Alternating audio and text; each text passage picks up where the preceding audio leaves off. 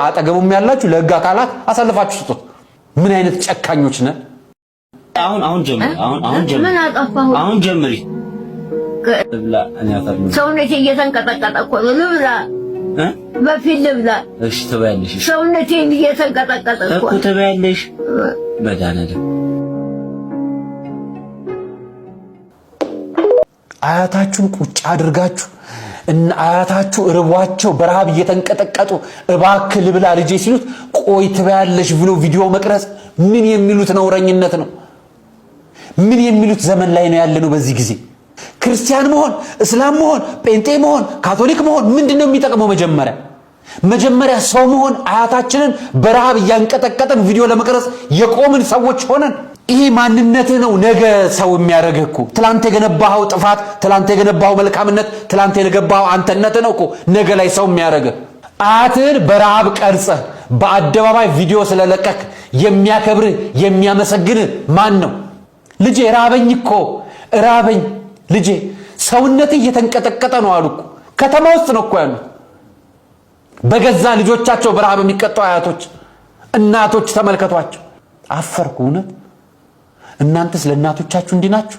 እውነት ምንስ ቢጨክኑባችሁ ለእናቶቻችሁ እንዲህ ትጨክናላችሁ?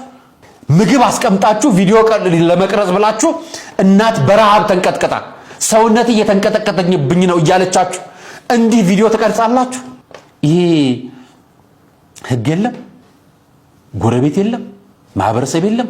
እኚህ እናት ከዚህ ልጅ ውጭ ዘመድ የላቸው፣ ወገን የላቸው።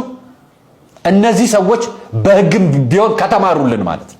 ጭካናቸው በህግ ከተማረልን ይሄን ያህል ቪዲዮ ቫይራል የሚባል ነገር አያትን በረሃብ የሚያስቀጣ ቪዲዮ የሚያስቀርጽ ነው ማለት ነው። ኢትዮጵያውያን ኦርቶዶክሳውያን ይሄ ጠባይ ከየት መጣ?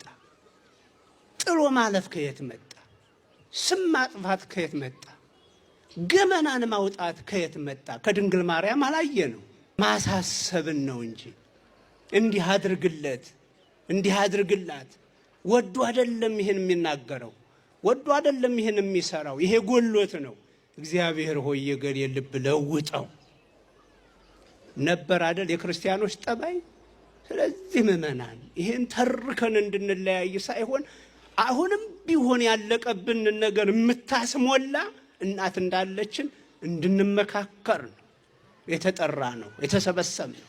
የጎደለንን ፍቅር የጎደለንን መተሳሰብ የምታስፈጽም የምታስሞላ እናት አለችን። ደስ ይበላችሁ በእውነት። ዲያቆን ዘማርያም ይህንን ቪዲዮ ለዲያቆን ዘማርያም እና ለፓስተር ትዝታው ለፓስተር ዮናታን አድርሱልኝ። እናንተ በጭባጫ ጴንጤዎች ማለት ነው። እነ ፓስተር ትዝታው እነ ፓስተር ዮናታን ይህን እናንተ ዕውቀት ካላችሁ በፈለጋችሁት መታችሁ ሞግቱኝ ብሏል። ማን? ዲያቆን ዘማርያም ምን ብሏል? በፈለጋችሁት በኩል መታችሁ ሞግቱኝ ኑና ግቡ ብሏል።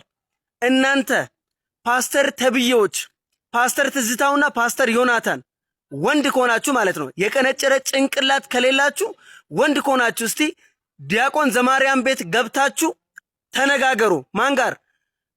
ዲያቆን ዘማርያም ጋር በፈለጋችሁት ነው ብሏል። ከፈለጋችሁ በቅዱስ መሰዊያው በታቦት ከፈለጋችሁ ኦርቶዶክስ ተዋህዶ በምትቀበላቸው ነገሮች ሁሉ በገድላትም ይሁን በተአምራት በፈለጋችሁት ነገር በፈለጋችሁት በነገረ ክርስቶስ ላይ ከፈለጋችሁ በነገረ ማርያም ላይ በፈለጋችሁት ነገር ኑና ሞግቱኝ ብሏል። እናንተ ጎበዝ ከሆናችሁ እውነቴን ነው የምላችሁ፣ ጎበዝ ከሆናችሁ ዲያቆን ዘማርያምን ሞግታችሁ አሸንፉት። ወንድ ከሆናችሁ እውነት ፕሮቴስታንትን ከዛ በኋላ ሃይማኖት ነው ይላለሁ። ወንድ ከሆናችሁ እስቲ ሞግቱት። እናንተ በጭባጫዎች እስቲ ገብታችሁ አውሩት። እሱን ዝም ብለው እዚህ ባገኘበት ሚዲያ ላይ መነፋት መዘርጠጥ አይደለም። እሺ ግባና አውራ ወንድ ኮንክ ዲያቆን ዘማርያምን። እሺ እንደዚህ ብለሽ የተሳደሽበት ሪዝን ምንድን ነበር? የተሳደሽበት ሪዝን አሁን ምክንያቱም እንደዚህ አድምጡላችሁ።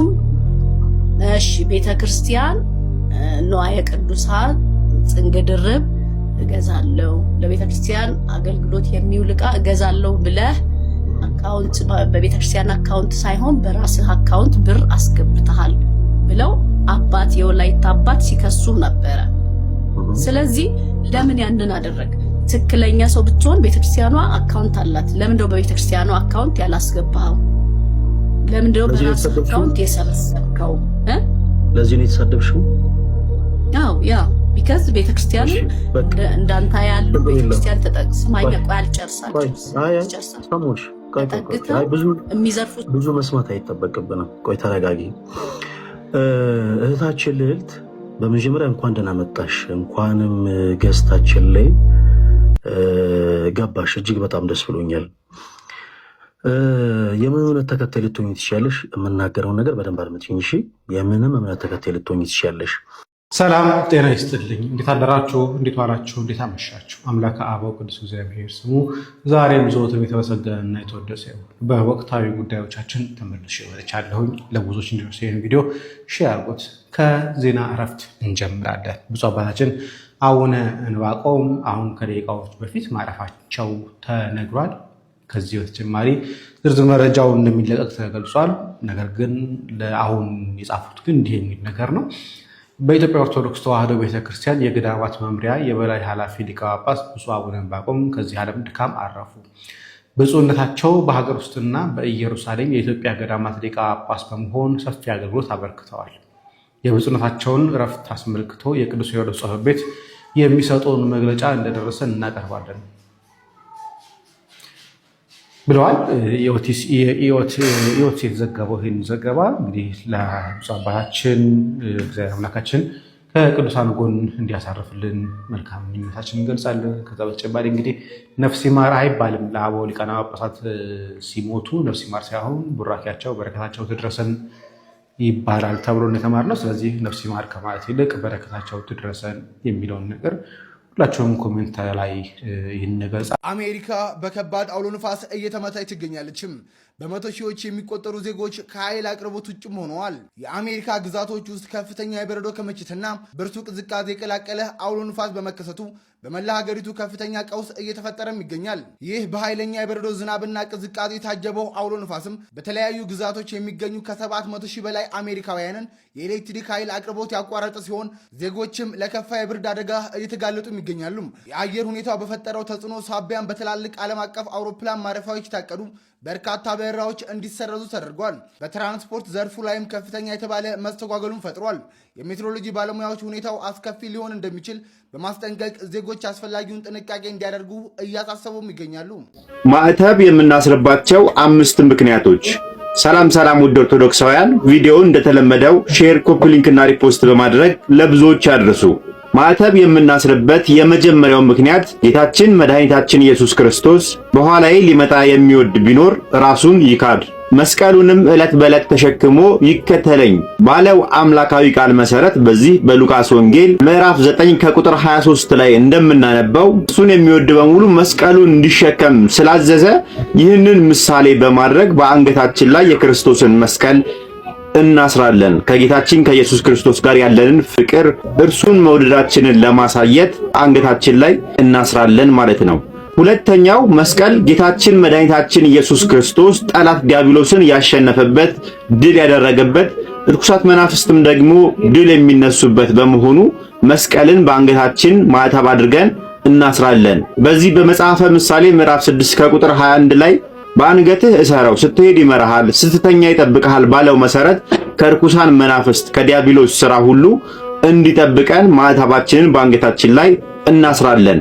ሶስተኛው ምክንያት ለመመስከር ነው። መጀመሪያ በልቡ የሚያምንበትና የሚወደውን አምላኩን ፍቅሩን የሚገልጸው ሰዎች እንዲመለከቱለት በሰው ፊት የሚመሰክርለት የክርስትና መለያ የክርስቲያኖች መለያ የሆነውን መስቀል በአንገቱ ላይ በማሰር ነው። ስለዚህ ሰው በአንገታችን ላይ ያለው ማዕተባችንን በሚመለከትበት ጊዜ ስለ ክርስቶስ ስለኛ ሲል እንደሞተ እንደተሰቀለ እየገለጽንበት ነው። ስለዚህ ስለ ክርስቶስ የምንመሰክርበት መለያችን ማዕተባችን ነው። ከዚያም ባለፈ አንገታችን ላይ ባሰርነው በማዕተባችን ምክንያት የሚመጣብን መከራ የሚመጣብን ችግር ሁሉ ስለ ክርስቶስ ዘለፋን፣ ስድብን፣ ንቀትን ሁሉ መቀበላችን የክርስቶስን መስቀልን መሸከማችንን የሚገልጽልን ነው። አራተኛው ማዕተብ የምናስርበት ምክንያት ከክርስቲያኖች ጋር በምንቀላቀልበት ጊዜ አንድ መሆናችንን ህብረታችንን የምናሳይበት ነው። ማንኛውም ክርስቲያን ያለ ጥርጥር ክርስቲያን መሆኑ ኦርቶዶክስ መሆኑ የሚታወቀው መስቀል አስሮ በሚገኝበት ጊዜ ነው። አምስተኛው ክፉን ከኛ ያርቅልንና በተለያየ ቦታ በምንሄድበት ጊዜ ሰዎች በማያውቁን ቦታ ላይ በምንገኝበት ጊዜ የተለያዩ አደጋዎች እንኳ በእኛ ላይ ቢደርሱብን ክርስቲያን መሆናችን የምንታወቀው ባደረግነው ማዕተብ ነው። ስለዚህ የትኛውም አደጋ ቢደርስበት የሰው ልጅ ማዕተብ ካደረገ ማዕተቡ ታይቶ ጸሎተ ፍትሐት ይደረግለታል፣ የቤተ ክርስቲያን አገልግሎት ይከናወንለታል። እኔ ዮናስ ሙሉነህ ታውቃላችሁ፣ ዮናስ ሙሉነህ በጣም ጎበዝ የሶሻል ሚዲያ ተጽዕኖ ፈጣሪ ነው። ይሄን ነገር አትወስዱበት፣ ይሄን ነገር አትወስዱበት። የሶሻል ሚዲያ ጎበዝ ተጽዕኖ ፈጣሪ ነው። ለዛ ነው እየተንጫጫችሁ ያላችሁት። ለዛ ነው ቀለም ወርቅ አይተንፍሱ እንደዚህ አይነት ስም ማጥፋት ና እስቲ ግባ ጀርሚ እንደዚህ አይነት ስም ማጥፋት ሲካሄድበት 24 ሰዓት ላይ ብለ ይገባል። የባጤ ቆጡን ይቀባጠራል። ወንጌል ሰባኪ ነው፣ የወንጌል ጀግና ነው ምናምን የሚሉ ቅድም ኮመንት ላይ ኮመንት እንደሚጽፉለትን ሰዎች ያሰማራል። በጣም አደገኛ ሶሻል ሚዲያ ላይ ማኑፕሌት ከሚያደርጉ ሰዎች አደገኛው ማኑፕሌት አድራጊ ቀለም ወርቅ አይተንፍሱ ነው። በጣም እንድትጠበቁ ነው ነገራቸው። ከዚህ በፊት በህልሙ 2 ሰዎች በሞት ሲነሱ አይቻቸዋለሁ ብሎ እኔና አማንሻሎ እንደምንሞት ነግሮናል። ከሱ ጋር የተጣላን ጊዜ ማለት ነው። እግዚአብሔር ከሱ ጋር የሚጣሉትን ሰዎች ከኋላው እጁን እየሰበሰበ የሚጣላለት የሱ ቡድን አባል ነው የሚመስለው። እግዚአብሔር እኮ እግዚአብሔር ነው። ሰማይና ምድርን የፈጠረ የሚታየውና የማይታየውን ያስገኘ ሁሉ በእርሱ የሆነለት ደገኛ አምላክ ነው። ከአቡና ጋር የተዋደድክ ጊዜ ለአቡና ስለወገንክ ብቻ አቡናን ስለተቀበልክ ብቻ የሚቀበል አቡናን ሳትቀበል ሲቀር የሚጣላል አይደለም። ይሄን ነገር ሳቅ ነው እኔ አይምሮ ያረፈው። ለምሳሌ ከኔ ጋር ስትጣሉ ወዳጆች፣ በሀሳብ አለመስማማት ስትጣሉ፣ ኮመንት ላይ ስትናገሩኝ፣ በየኮመንቱ ስትዘልፉኝ፣ እግዚአብሔር ለእኔ ወግኖ እናንተን አይጣላችሁ። እግዚአብሔር ለእኔ ወግኖ እናንተን አይጣላችሁ። ምን አስተምረውት ነው ይሄ ሰውዬ ተጠምቆ እንዲህ እየሆነ ያለው? ምን አስተምረው? ማን አስተምሮት? አሁንስ ይከታተሉታል ወይ? እነዚህ ሰዎች ውሃ ውስጥ ነክረው ነው የለቀቁት። ሰውዬው ነክረው ልክ ሻወር ወስዶ እንደሚወጣ ሰው ካላመነና የህይወት ለውጥ ከሌለው አይከታተሉትም ማለት ነው። መሰረታዊ ክርስትና ትምህርት አላስተማሩትም ማለት ነው። የሚጠየቁት በዚህ ሰው ጥፋት ማን ናቸው? አጥምቄዋለሁ ያለችው ቤተክርስቲያን። እዛ ውስጥ ያለ አስተማሪ በሙሉ ይጠየቃል።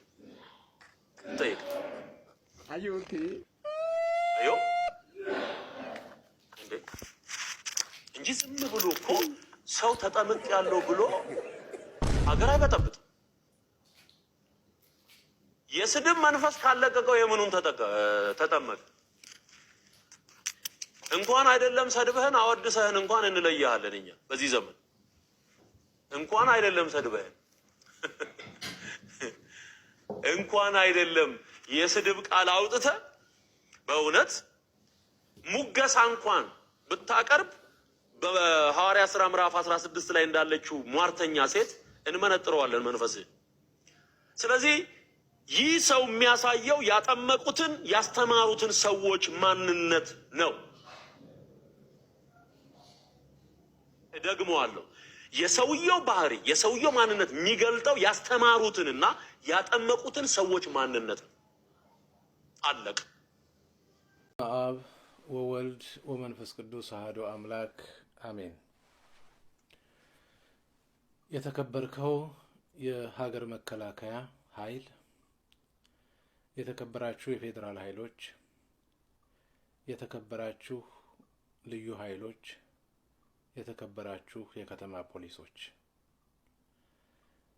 በሀገራችን በኢትዮጵያ ላይ አሁን ያለው ነባራዊ ሁኔታ የእናንተን አስፈላጊነት የሚያጠይቅ ሁኔታዎች ተፈጥረዋል። ሁላችሁም ከህዝብ አብራክ የተከፈላችሁ ከህዝብ አብራክ የወጣችሁ ወንድሞቻችን፣ እህቶቻችን፣ የመከላከያ ሰራዊት፣ የፌዴራል ሰራዊት አባላት፣ ልዩ ኃይሎችና ፖሊሶች ከህብረተሰቡ ተከፍላችሁ ከመውጣታችሁም በላይ ህብረተሰቡ ባወጣው ታክስና መዋጮ ኑሯችሁ የሚሸፈን እንደሆነ ለሁሉም ግልጽ ነው። ከዚህ በላይ በተሰማራችሁበት ቦታ ሁሉ ውጤታማ ትሆኑ ዘንድ በእንተ ሀገር እያለች የኢትዮጵያ ቤተክርስቲያን ስለእናንተ ትጸልያለች። በየቅዳሴዎቿ ጸግዋ ሰላም ለሀገሪትነ ኢትዮጵያ ለታይካሃ ወለሰራዊታ፣ ለሰራዊቷ፣ ለሀገሪቱ፣ ለሹማምንቱ ሁሉ ሰላምንና ኃይልን፣ ብርታትን፣ ፍቅርን ስጥ እያለች ለዘመናት ስትጸልይ የነበረች የኢትዮጵያ ኦርቶዶክስ ተዋሕዶ ቤተክርስቲያን ዛሬ በዘመናችሁ ፈተና ውስጥ ገብታለች። ቤተክርስቲያን ለሀገር እንዳትጸልይ፣ ቤተክርስቲያን ለሰራዊት እንዳትጸልይ፣ ቤተክርስቲያን ለከተማ ጠባቂዎች ሁሉ እንዳትጸልይ። እግዚአብሔር ያዕቀበ ሀገረ ከንቶ ይተግሁ እለ ይህልዩ እንዲል ነቢየ እግዚአብሔር ዳዊት እግዚአብሔር ከተማን ካልጠበቀ ሮንዶችም የሚሆኑ ፖሊሶች በከንቱ ይዞራሉ የሚለው መነሻ በማድረግ ጥበቃችሁ፣ ድካማችሁ ከንቱ እንዳይሆን እግዚአብሔር ከእናንተ ጋር እንዲሆን የምትጸልይ ቅድስት ቤተክርስቲያን ናት። ይቺ ቤተክርስቲያናችሁ ዛሬ ፈተና ደርሶባታል። ለእናንተ እንዳትጸልይ፣ በቀበሮ ጉድጓድ ውስጥ ለዘመናት ለኖረው ለመከላከያ ሰራዊት እንዳትጸልይ፣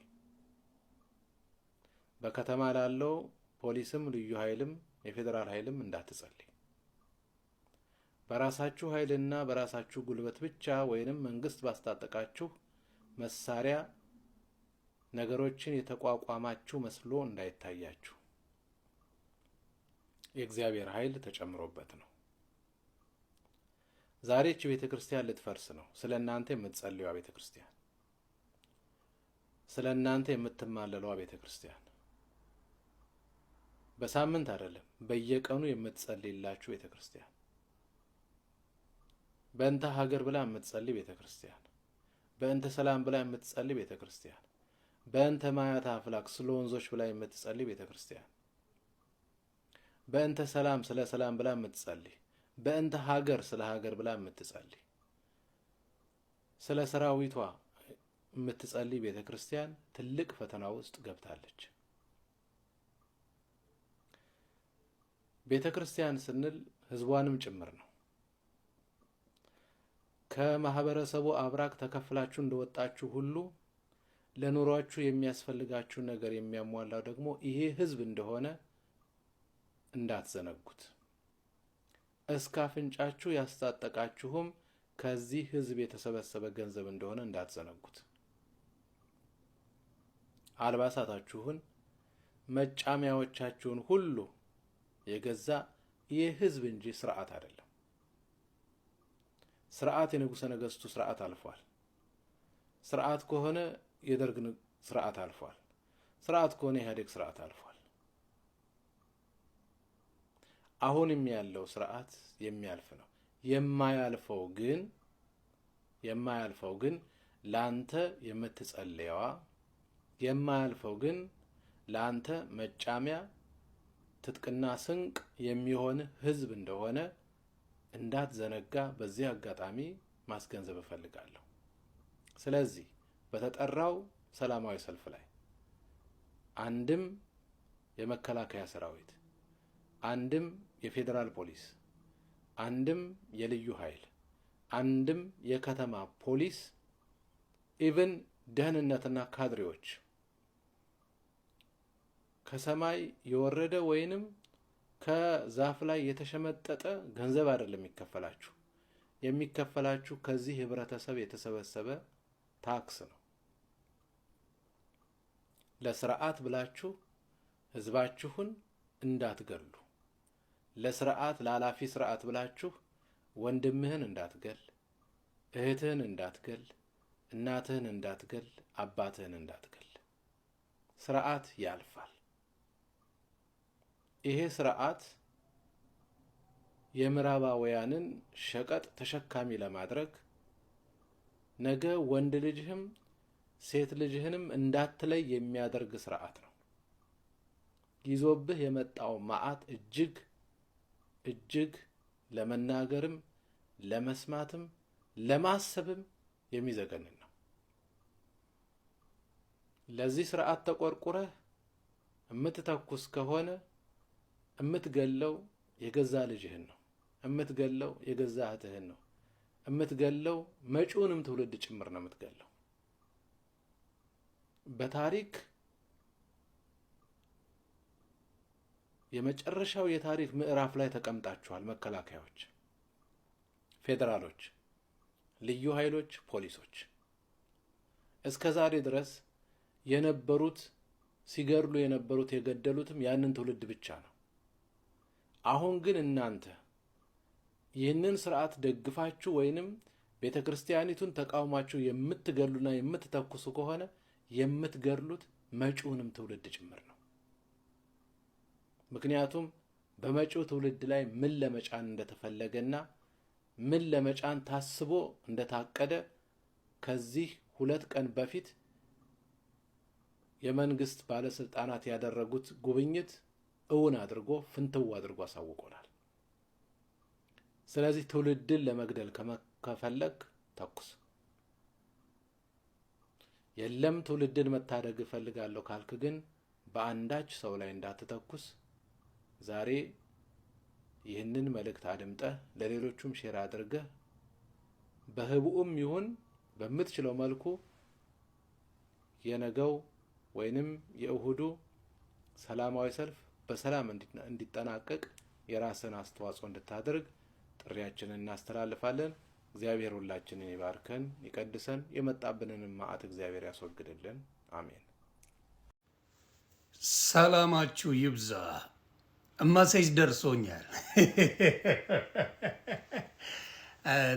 ተጽዕኖ ፈጣሪ ስትሆን ሁሉም ሜንሽን ያደርጋል። ዋናው እሱ ነውና ስለ እኔ ባልታዛር በጋሻው ያለው ነገር አለ።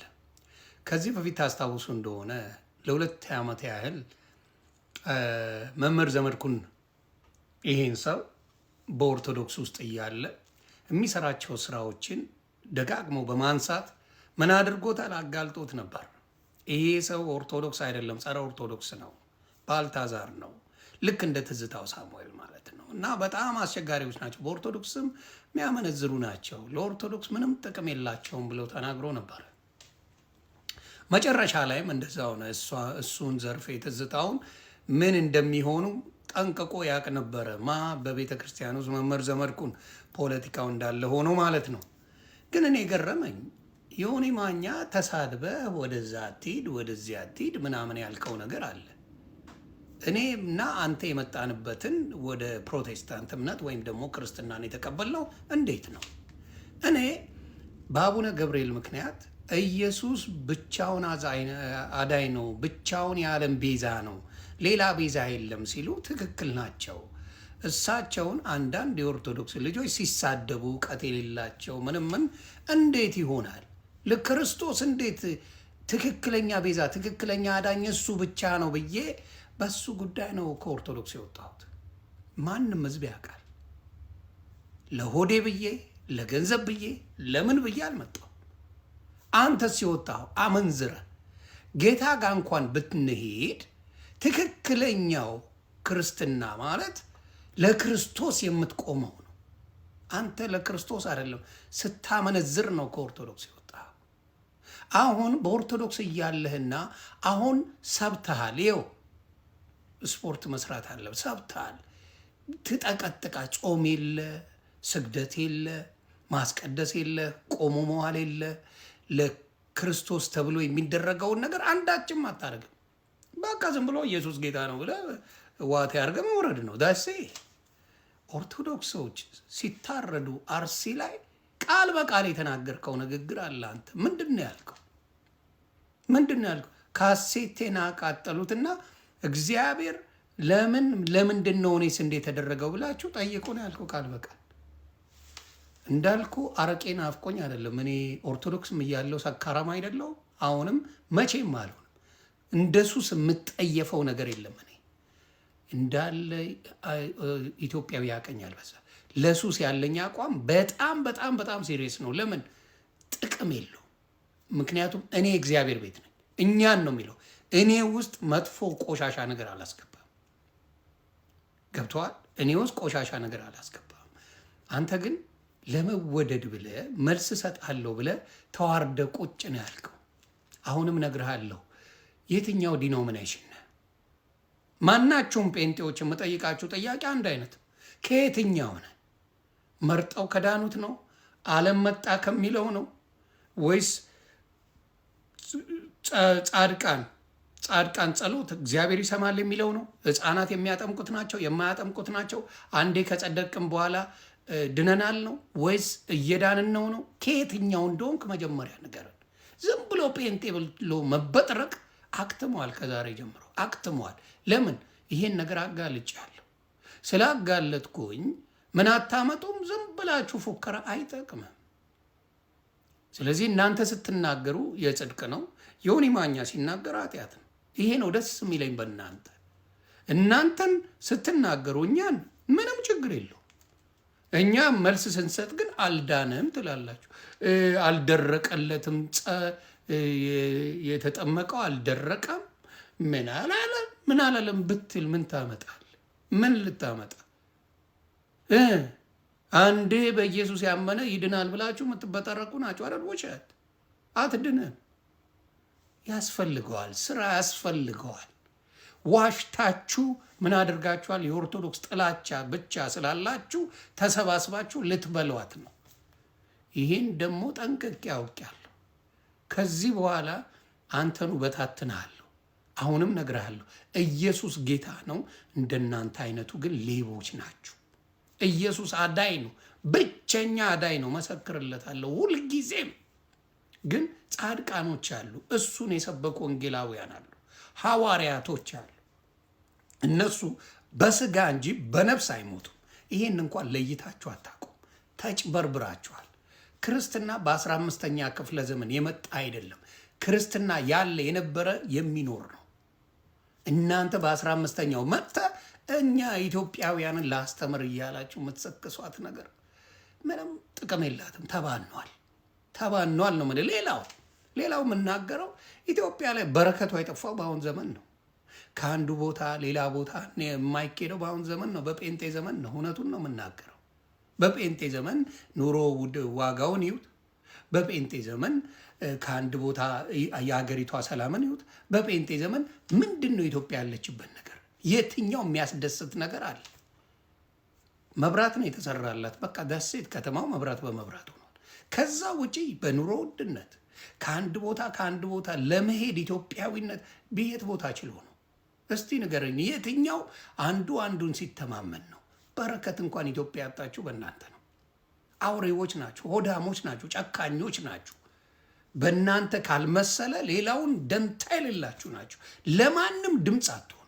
ድምፅ የምትሆኑት እናንተ ምን ሲሆን ብቻ ነው? በጴንጤ ስም ሲባል ብቻ። ዘራፊ ያለ እናንተ ጋር፣ ነጋዴ ያለው እናንተ ጋር፣ ሌባው ያለው እናንተ ጋር፣ ሙሉ ያለው እናንተ ጋር። ስለዚህ አሁንም እናገራለሁ፣ እኔ በክርስቶስ እንጂ በጴንጤ አይደለሁ። ጴንጤ ሃይማኖት ነው፣ ይዋሿቸዋል። ወደ ጌታ ና ብለው ወደ ጴንጤ አምና ነው ቴክኒካሊ። ይሄ መስኪን ህዝብ ግን ይታለላል። ወደ ጴንጤነት ነው የምትወስዱት። እና የእናንተ አይነት ነገር ጥንቅር ብሎ ይቅርብኝ። ቃል በቃል ነው። ወዴት ነህ? እኔ ከክርስቶስ ጋር ነኝ። ምንም ሃይማኖት አያስፈልገኝም። ክርስቶስ አዳይ ነው። የቅዱሳን ምልጃን፣ የቅድስት ድንግል ማርያም ምልጃን፣ ሌሎችንም በስነ ስርዓት የእግዚአብሔር የሆኑትን በሙሉ እቀበላለሁ። የእግዚአብሔር የሆኑትን በሙሉ ለእግዚአብሔር ሌት ተቀን የሚጸልዩ ሌት ተቀን የሚያደርጉትን በደንብ አድርጌ እቀበላለሁ። እኔ ብቻ ሳልሆን ገስዋት ሉተራውያን ይቀበላሉ። ሉተራውያን ይቀበሉታል። ቁርባኑን ይቀበላሉ፣ ጥምቀቱን ይቀበላሉ። ስለዚህ ማጭበርበራችሁን አቁሙ ለማለት ነው። ጌታ ኢየሱስ ክርስቶስ ለሁላችንም ልቦና ይስጠን። አረቄ ፍለጋ ዘፈን ፍለጋ የሚሄድ ሰው አይደለሁም። በፊትም መዘመር ወዳለሁ፣ አሁንም ወዳለሁ። በፊትም በክርስቶስ ነኝ፣ አሁንም በክርስቶስ ነኝ። እናንተ ስትወዱ በክርስቶስ፣ እናንተ ስትጠሉ ከክርስቶስ ውጭ አታርጉም። ሌላው ምነግርህ አንድ ነገር አለ። ዮኒ ማኛን ስልክ ስታፈላልግ ነበር እኔን ለማነጋገር። አይሞቀኝ አይበርደኝ፣ እኔ አልፈለግኩም። ደስዋል። አትናደድ፣ አልፈልግም። አስመሳይ ሰዎችን አልወድም። ይሄን ደግሞ ምስክሩ ኤርሚያስ ነው። ኤርሚያስ ዮኒ ማኛ በጋሻው ሊያናግር ይፈልጋል፣ እባክህ አናግረው እያለ ሲለኝ ነበር። አላናገርኩም። አትበሳጭ፣ አይዞ። እንዳንተ ሆዴን ፈልጌ አይደለም ሄደው የትም። በራሴ የምተማመን በራሴ መንገድ ብቻና ብቻ የምንቀሳቀስ ሰው ነኝ። ሌሎቻችሁ እግዚአብሔር አምላክ ይባርካችሁ። ሰላም ዋሉ።